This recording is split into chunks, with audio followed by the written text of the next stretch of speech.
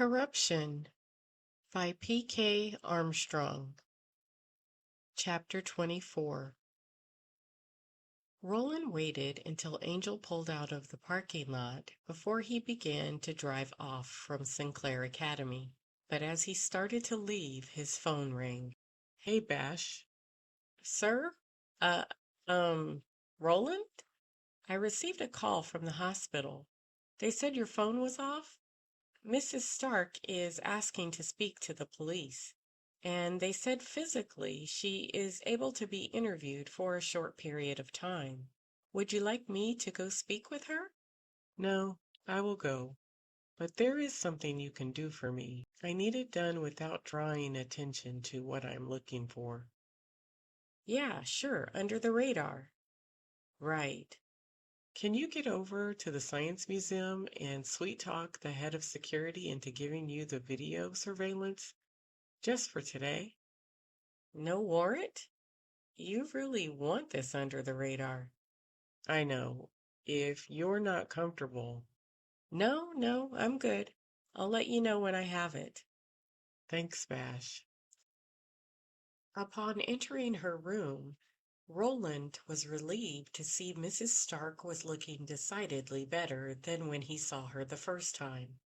She was surrounded by less machines, and her color had returned. She still looked weak, and the evidence of the brutal attack upon her was on display as her arm, with the bandaged hand, was draped across her chest, and there was still a bit of dried blood in her hair. Her blue eyes were clear, and she watched Roland walk into her room. He smiled at her. "You look much better than when I saw you the first time. How are you feeling?" Mrs. Stark gave him a tentative smile. "You were here before." Roland nodded and pulled up a chair next to her bed. "Yes?" He took her free hand. "I'm sorry about your son." Roland was informed upon arrival to the ward that a hospital psychologist had informed Mrs. Stark of the death of her son Simon. She began to cry silently, large tears rolling down her face. Roland didn't speak. It was surprising that someone as calculating as Simon Rain could have someone in his life that would weep genuine tears for him.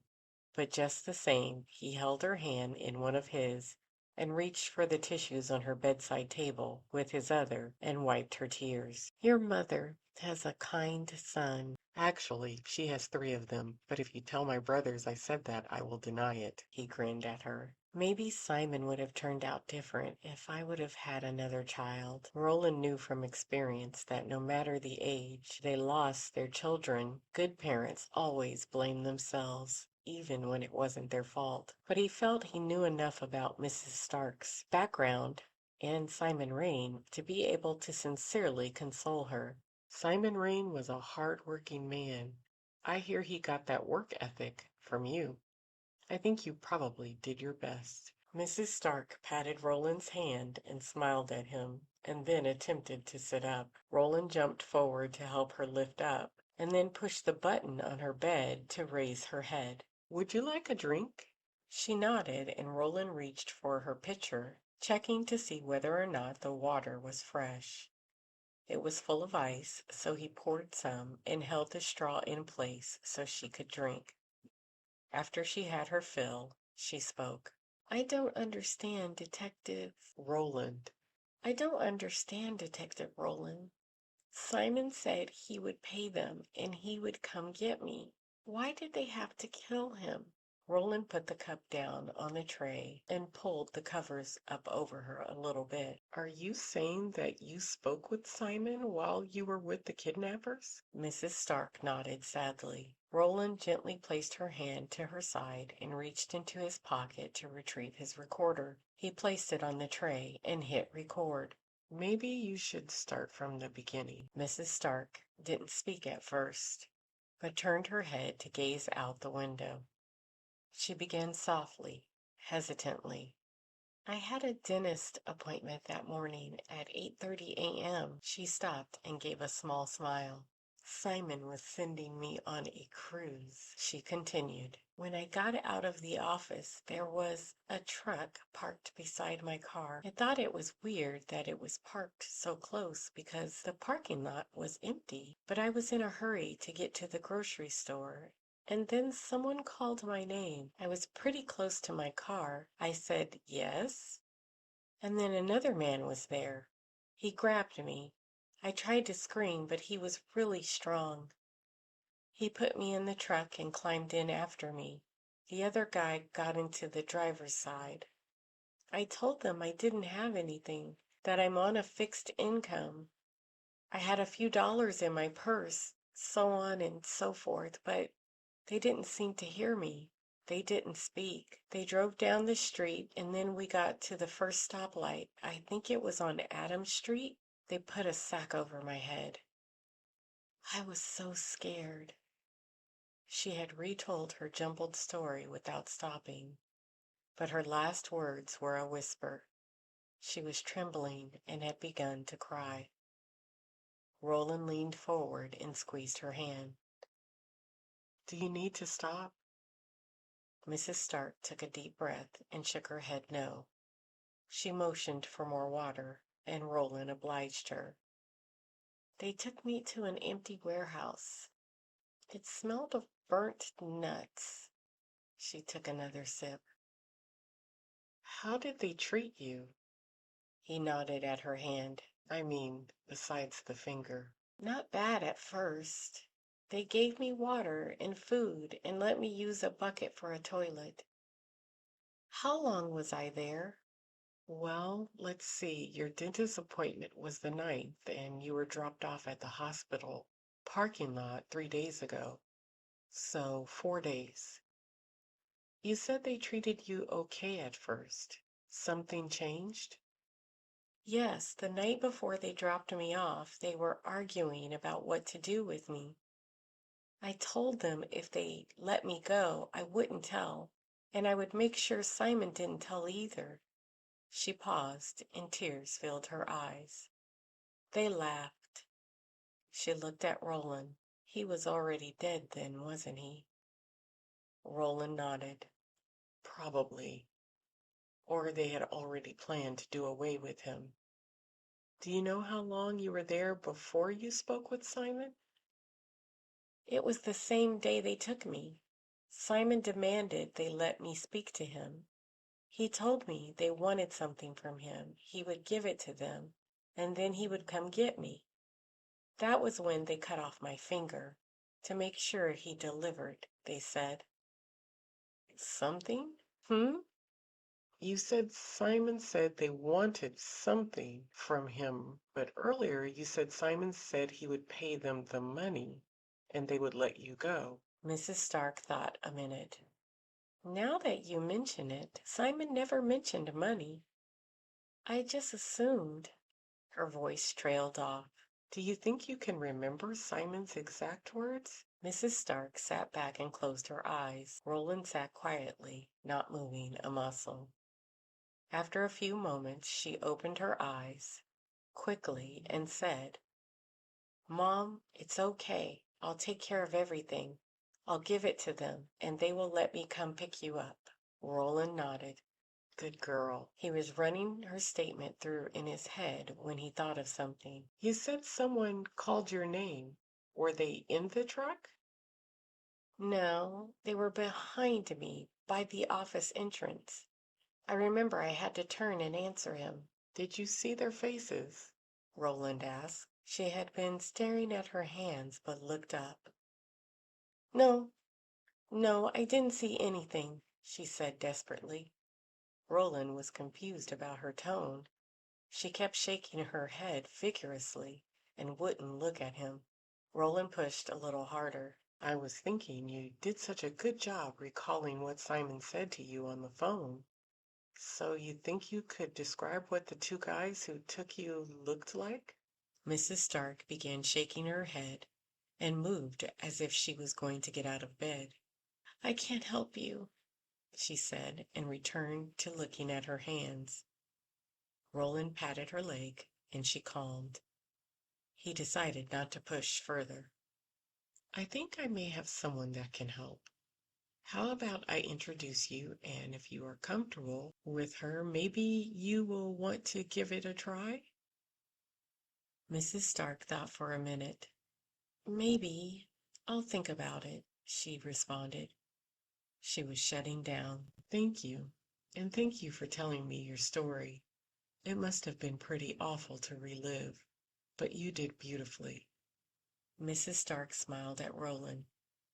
You really are a nice young man. Roland made his way back to the office. He had received a text from Vash which read simply, Mission complete. He pulled into the secure police vehicle lot and parked. Grabbing his police radio, he exited the vehicle and walked back to lift the gate and grab his bag. It was then he heard footsteps approaching. He turned sideways and recognized Stan Granger walking towards him in his peripheral vision. Roland? Granger? Roland noted Stan's demeanor was of a man in trouble. He was unshaven and his clothes were wrinkled, as if he had slept in them. Now he was rubbing his stubbled face and watching Roland through blood-red eyes. Stan, you look awful. What's going on, man?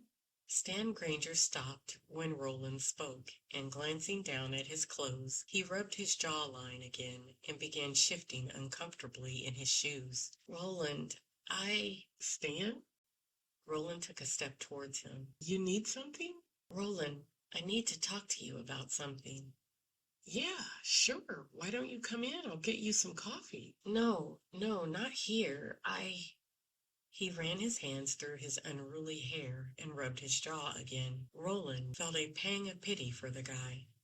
He had partnered with Granger for only a few months. His lieutenant had assigned him to work with him upon learning that Roland had applied for a job at Fillmore PD. As a way to ease him out of the rotation, Granger had never been a great deputy. He usually did just enough to get by and stay under the radar. The man that stood before him was not only in trouble, he was also broken, and what is more, he knew it. Roland, I made a mistake, his words hesitant. Mistakes can be fixed, Stan. He took another step towards him, and Stan was about to speak again when they heard a shout come from the other side of the parking lot. Roland! Roland turned to see who it was and spotted Captain Davis. When he looked back, Stan was gone. Stan wasn't the only one who slinked away. Neither Roland nor Stan had seen a man with stark green eyes slip behind a police van. After updating the captain, Roland made his way through the building to the major case unit where he located Bash. Roland, you got my message? Roland had stopped at the coffee cart for a coffee and grabbed Bash a cup of her favorite stinky tea. He handed it to her. Yeah. Bash accepted her tea. Thanks. I have us queued up in the audio-video room. They walked through the squad to a quiet room set up with video equipment. Do you want to look at the dentist's office first? Roland nodded. I just came from speaking with Mrs. Stark. Let's see if it matches her account. They sat down with Bash at the controls and watched Mrs. Stark's abduction in motion. Even though he knew what was going to happen, it was still truly disturbing. The large gray truck pulled in not long after Mrs. Stark arrived for her appointment. It backed up into a parking space near her vehicle, and the passenger got out and walked toward the office. See if you can grab a good screenshot of a close-up. Vash pulled the shots, and they continued to watch as the passenger walked out of view of the camera, probably waiting near the door as Mrs. Stark walked out. The driver stayed in the vehicle. Fast forward to the end of her appointment. Vash fast-forwarded until Mrs. Stark could be seen exiting the building. They waited until she got closer to her car before they made their move. The truck's passenger coming into frame as he begins walking behind her. There was no audio, but it was obvious when the guy called her name because she turned to look at him. When she did, the guy in the truck got out, his face covered, because it was at this moment she was close enough to be grabbed and pushed into the truck. The passenger got into the driver's side and they drove away. Total time was about a minute and a half. Precise timing, almost military, Bash noted. Or police, Roland thought to himself, and then out loud, it matches her account. Bash swiveled in the chair she was occupying and faced him. Did she give you anything else? It seems the kidnappers wanted something from Simon Rain. They contacted him. He demanded to speak with her and then promised them whatever it was they wanted. After that, they cut off her finger anyway to motivate him to follow through on his promise. Oh gosh, that poor woman. She's tough. She was able to tell me the whole story. She cried, but she made it through. The parking lot video is not the best. We can't see any facial detail. Can we send a police artist over to the hospital? Oh, yeah, about that. She was extremely hesitant. I don't know if she's scared or what. I have someone I will send over to speak to her. Okay, next we have the Science Center. I didn't watch it because you didn't tell me what I was looking for.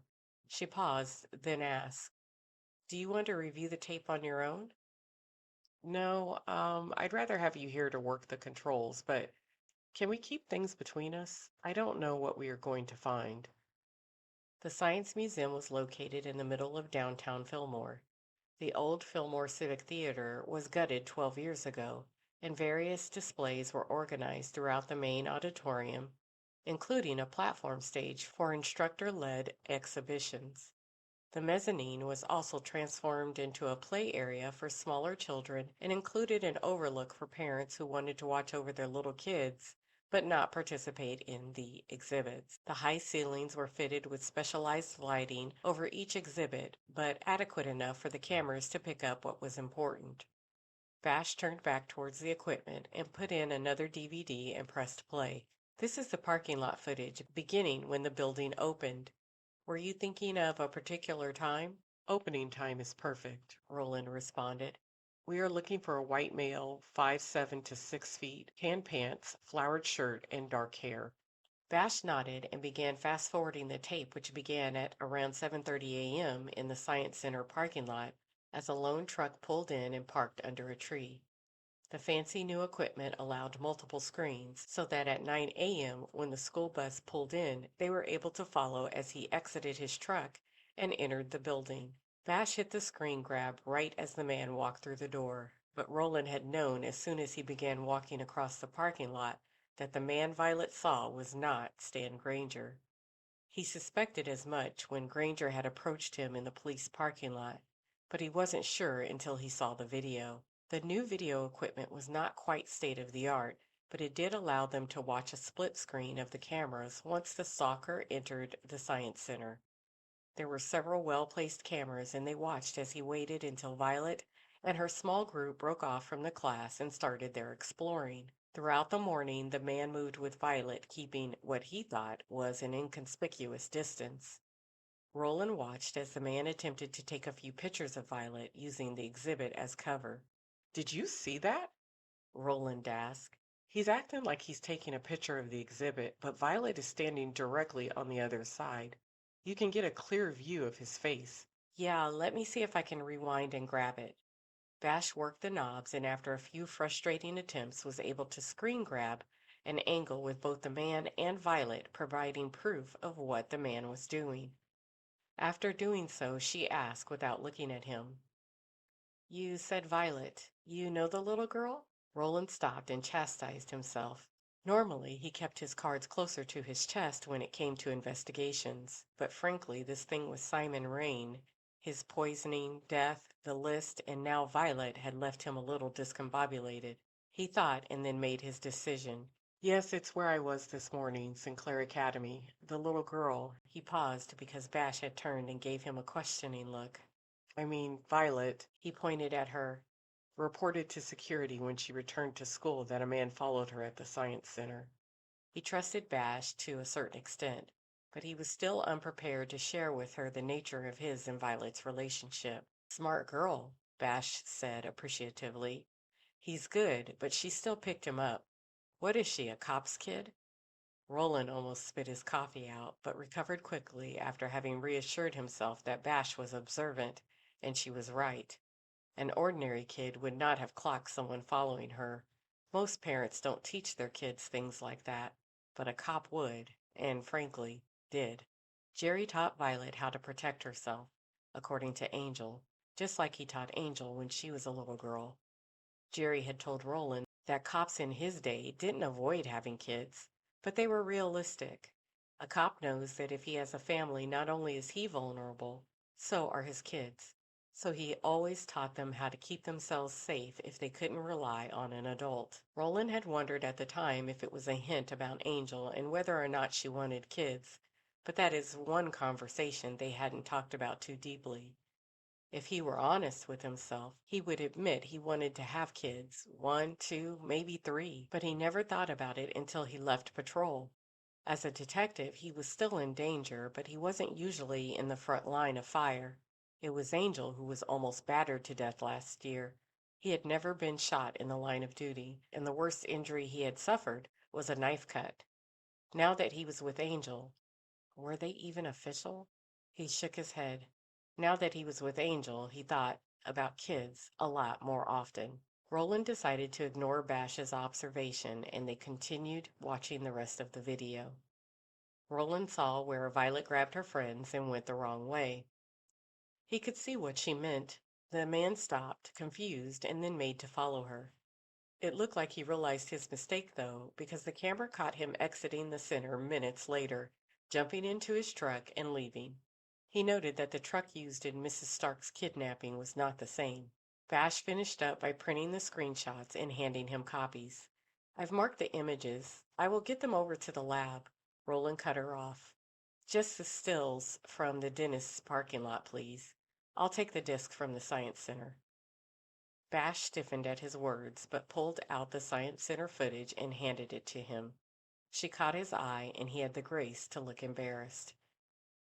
Sorry, Bash. It's not you I can't trust. It's the lab. I don't know everyone there, and this, he held up the footage, is sensitive. Bash looked at him, and her eyes narrowed. The only people that have access to that lab are law enforcement, she stated baldly. Roland didn't flinch, but looked at her directly. Oh man, Roland, please tell me this piece of crap is not a cop. Her voice had dropped to an angry whisper. To tell you the truth, Bash, I'm not certain what exactly is going on. But when I'm sure enough, I will bring you in if you want to take it on. I promise. Fair enough, sir, she replied, forgetting not to call him sir. But let me tell you something. I had a friend who got a bad training officer and it cost him his career. When I first became a detective, the captain asked me who I wanted to work with. I told him you, because I knew I could follow you into a breach and believe that you would do everything in your power to make sure we both came out on the other side. I'd like to think you would say the same of me. Bash grabbed her things and exited the room.